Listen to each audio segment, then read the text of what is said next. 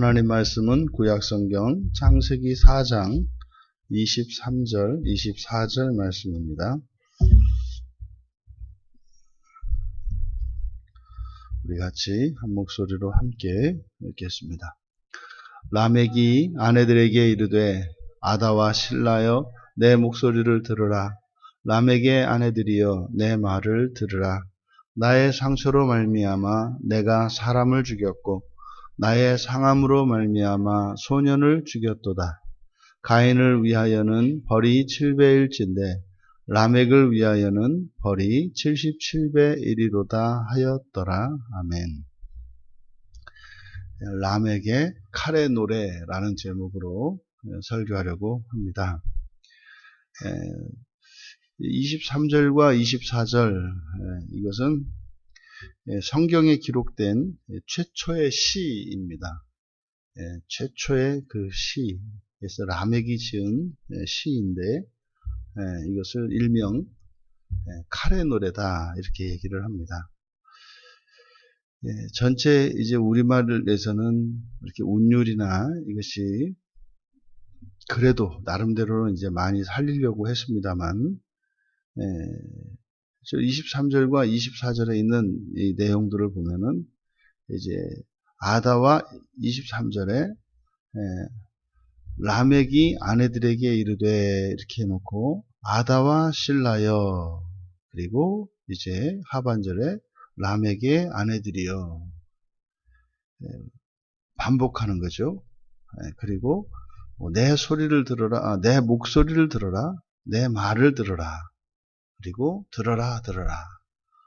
이렇게 해서 병행법으로 이 시가 이루어져 있습니다.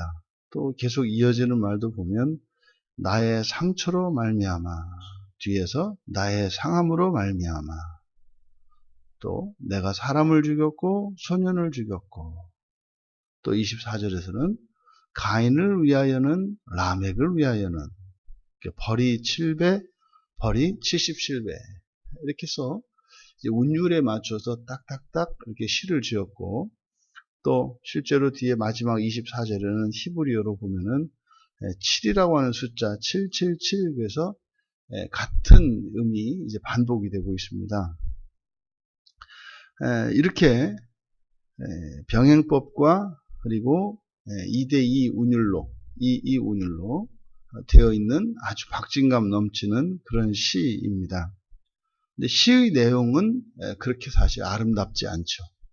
시의 형식을 갖추고 있는데 성경에 기록된 최초의 시이기는 한데 시 안에 담겨 있는 내용과 그가 노래하는 것과 또 그 안에 담겨 있는 사상은 아주 공포스러운 그런 내용입니다. 이제 아내들을 향하여 내 말을 들으라 이렇게 말씀하고 이야기를 하고 이유를 이제 하고 싶은 이야기겠죠. 왜냐하면 23절의 하반절에 나의 상처로 말미암아 이렇게 시작되는 요 앞에 왜냐하면 이렇게 되어 있습니다. 내 말을 들어라. 아다와 실라여 내 목소리를 들어라. 라멕의 아내들이여 내 말을 들으라. 왜냐하면, 그러니까 이제 자신이 하고 싶은 이야기를 이제 밝히는 겁니다. 나의 상처로 말미암아 내가 사람을 죽였다. 또 다시 반복하죠. 나의 상함으로 말미암아 소년을 죽였다. 이 직역을 하면 왜냐하면 내가 나의 상처로 말미암아 사람을 죽였기 때문이다. 그리고 나의 상함으로 말미암아 그것도 소년을 이렇게 되는 겁니다. 그러면 상처로 말미암아 사람을 죽였다. 자신이 사람을 죽인 이유가 상처였다 이렇게 얘기를 합니다. 상처였다. 여기서 상처라고 하는 이것은 그냥 이렇게 타박상 정도입니다. 타박상. 그리고 그런데 죽였다는 거죠. 상처로 말미암아 내가 사람을 죽였다. 여러분 이게 지금 왜 이 말을 할까요? 내가 내 몸에 상처가 생겨서 내가 사람을 죽였어. 보통 이렇게 하면 이것이 반성하고 회개하는 말이잖아요. 내가 상처를 입긴 입었지만 하지 말아야 되는데 사람을 죽였다. 그런데 지금 라멕이 하는 이 노래는 자신을 반성하는 것이 아니라 당당하다고 이야기를 하고 있는 겁니다. 어떻게 이렇게 사람을 좀 자기에게 이렇게 멍이 생겼다고 타박상이거든요. 때린 겁니다. 누군가가.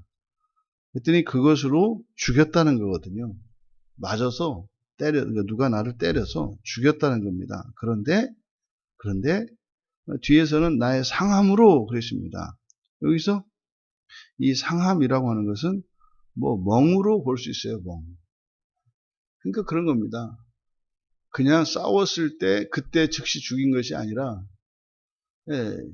어째 뭐 싸움이 있었고 그래서 맞은 겁니다. 맞았는데 타박상을 입은 거죠.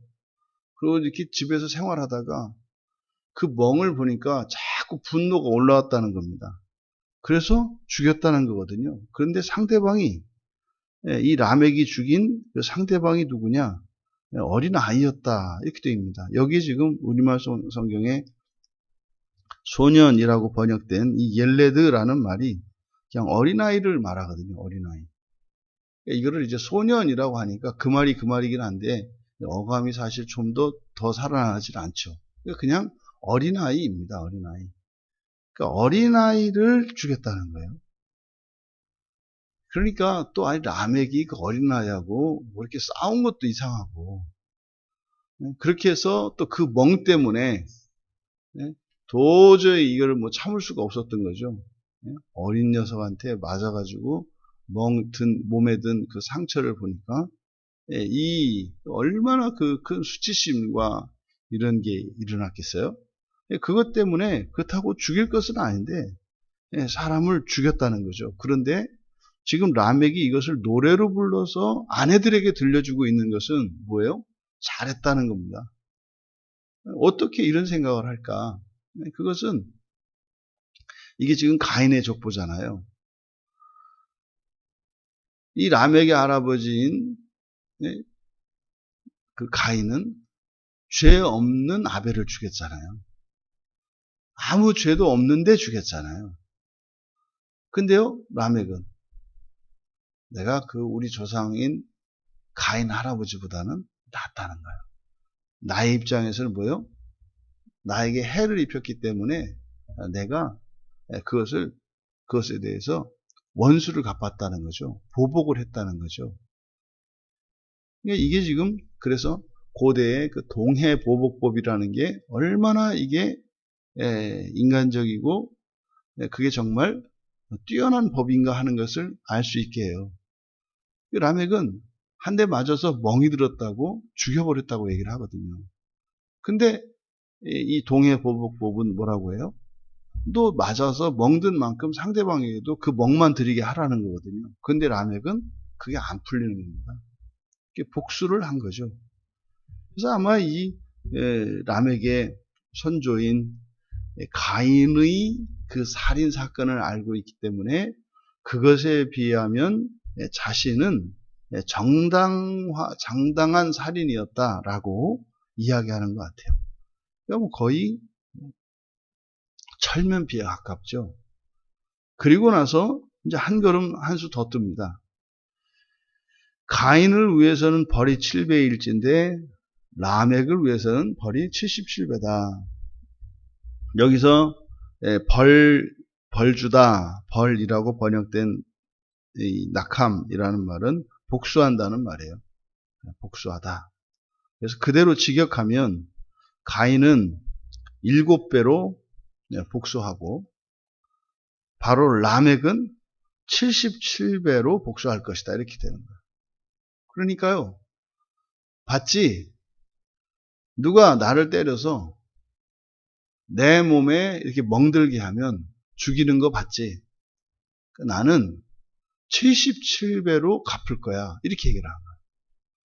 그러니까 지금 가인에게 하나님께서 가인이 이제 내가 이대로 뭐 여호와 앞을 떠나면 나는 죽을 거다. 그래서 여호와께서 은혜를 베풀어 주신 거잖아요. 죽이지 못하도록, 가인을 죽이지 못하도록. 왜요?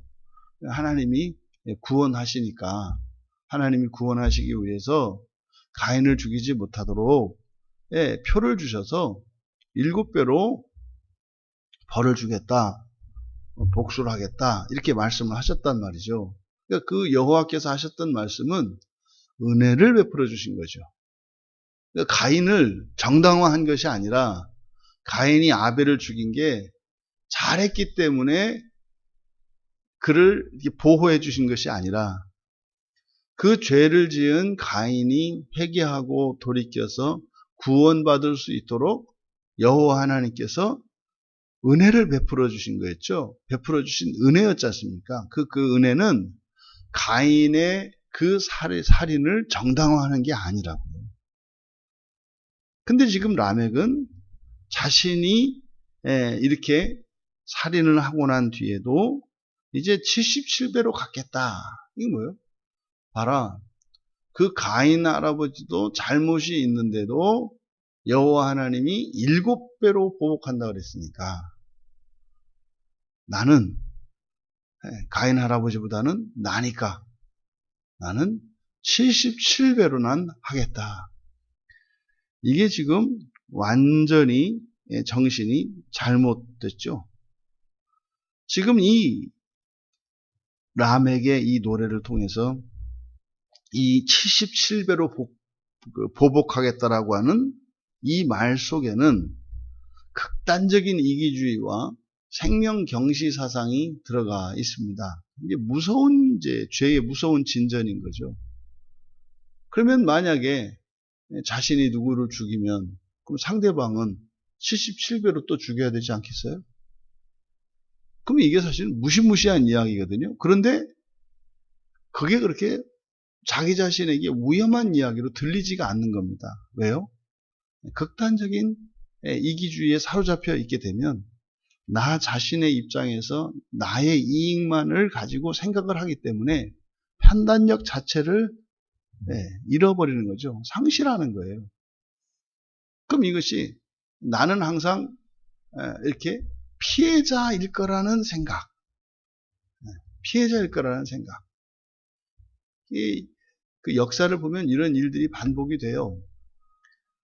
그 프랑스의 루이 14세가 길로틴이라고 하는 사람의 목을 자르는 아주 끔찍한 형틀을 만들었다고요. 그걸 가지고 그러니까 그 정적들이 겁나가지고 루이 14세한테 말도 제대로 못 꺼냈어요. 왜냐하면 왕명을 거스렸다고 그냥 그 사람들 앞에서 놓고 그 길로틴에다가 엎드려가지고 목을 자르는 끔찍한 그런 형벌을 만들었거든요. 결국 자기 목이 거기에 잘립니다. 자기 목이 잘립니다. 그런 겁니다. 지금 여기서 라멕이 복수할 때 77배로, 자신은 77배로 복수하겠다. 그러면 그 칼이 자기에게 돌아온다는 생각을 왜 못하냐 말이죠.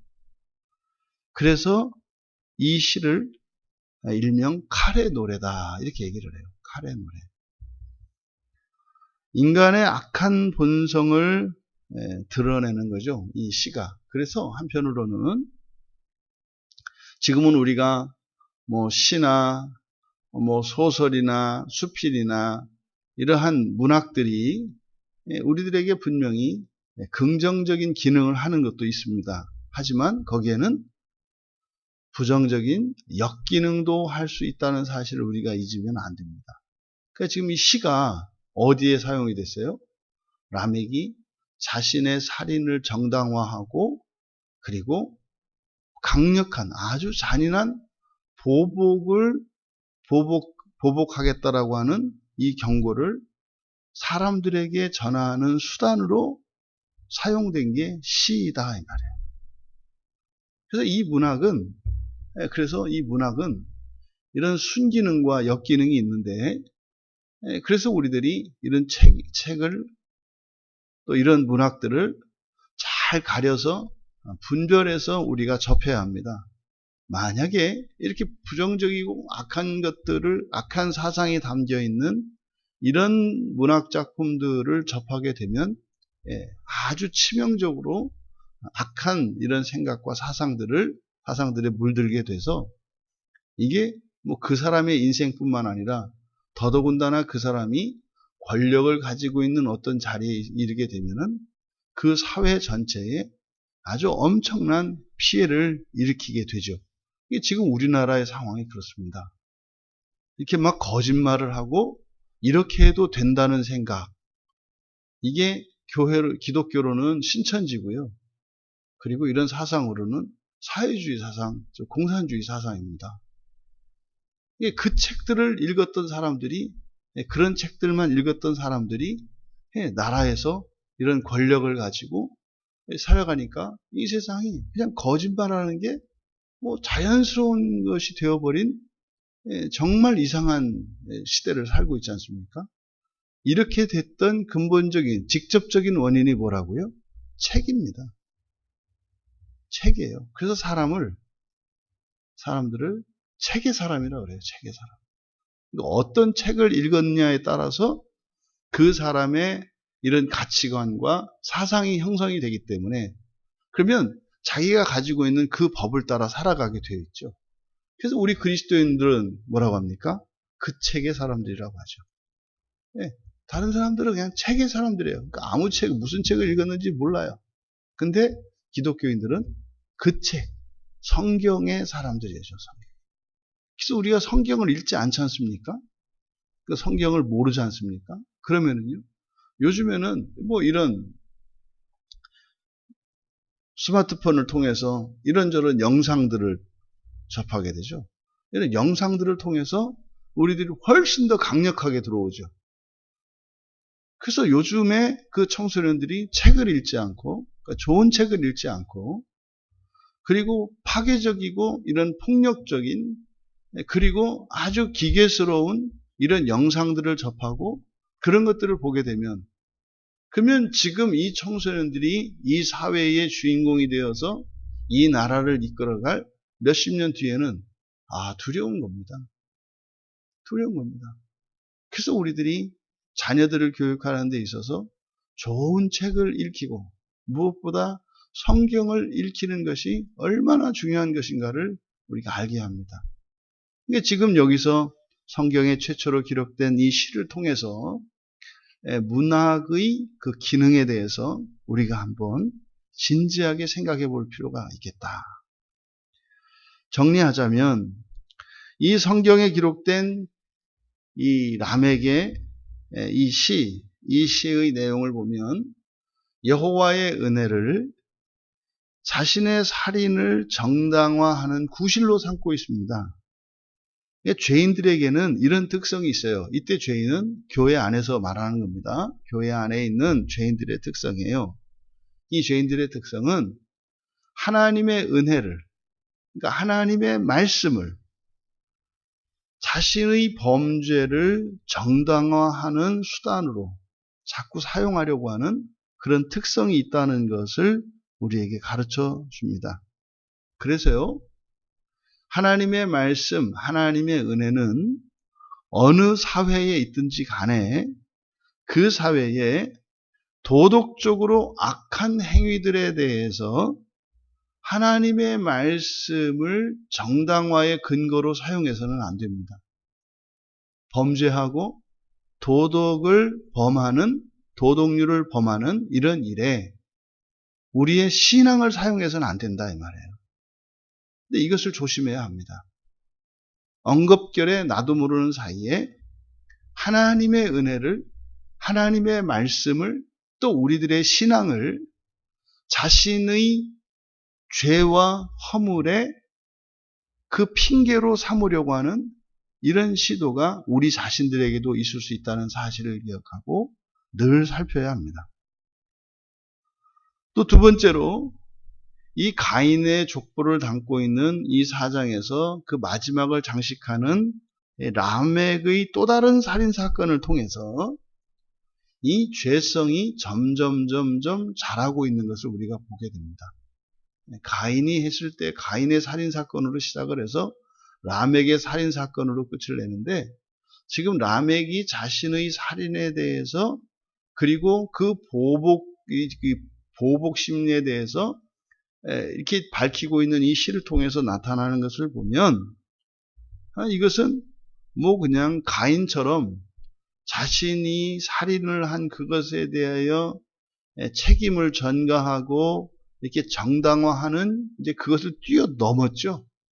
그것을 뛰어넘어서 이제는 잔인한 복수까지 경고하고 있습니다.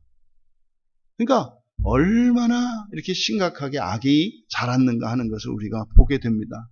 그래서요, 우리 안에서 이 죄성을, 이 죄를 회개하지 않고 그냥 내버려 준다면, 이 죄성을 따라 살아간다면 그 결과는 파멸뿐이라는 사실을 기억해야 합니다. 그러니까 작은 죄라도 그것을 내버려 두면 그게 어마무시할 정도로 자란다. 산소에 가면 이 산소에 가장 강력한 죄인이 있어요. 그러니까 아카시아 나무입니다. 아카시아 나무. 이 아카시아 나무는 처음에 요만한 게 있다 그래서 그 만만히 보고 뭐 내년에 뽑아야지 그럼 1년, 2년, 3년만 넘기면은 이게 땅속으로 뿌리를 얼마나 깊게 뿌리를 내리는지 그것도 이게 뽑히지도 않습니다. 거목으로 자라요. 금세 자라거든요. 그러니까 숲에 있는 아카시아 나무 같은 거, 우리 몸에 있는 암세포 같은 거, 이게 그 죄에 이렇게 번지는 이런 속성을 잘 나타내는 것 같아요. 그래서 우리 자신들에게 작은 죄가 발견되었을 때 그것을 우습게 여기거나 하찮게 여기고 회개하는 일에 늦장을 부리거나 여유를 부려서는 안 됩니다. 왜요? 어마무시하게 자라기 때문입니다. 그래서 우리들이 죄를 발견할 때마다 즉시 회개함으로써 이 죄로 인한 더 큰 피해를 입지 않도록 우리가 해야 할 것입니다. 우리들이 언제나 하나님의 말씀의 인도를 받으며 순종하며 살아가야 되는 현실적인 이유가 바로 잘하는 죄 때문입니다. 잘하는 죄. 이 람에게 칼의 노래를 통해서 몇 대 만에 이렇게 죄가 강력하게 증폭된 것을 통해서 우리들의 자신의 모습을 보아야 할 것입니다. 그래서 우리의 죄에 대하여 더욱 깊이 회개하고 정말 하나님께 은혜를 구하며 살아갈 때라야 이 죄로부터 나 자신뿐만 아니라 우리가 살고 있는 공동체에도 피해를 최소화할 수 있겠다. 또 그것은 종말론적으로도 우리에게 너무나 가치 있는 일이고 좋은 일 아니겠습니까?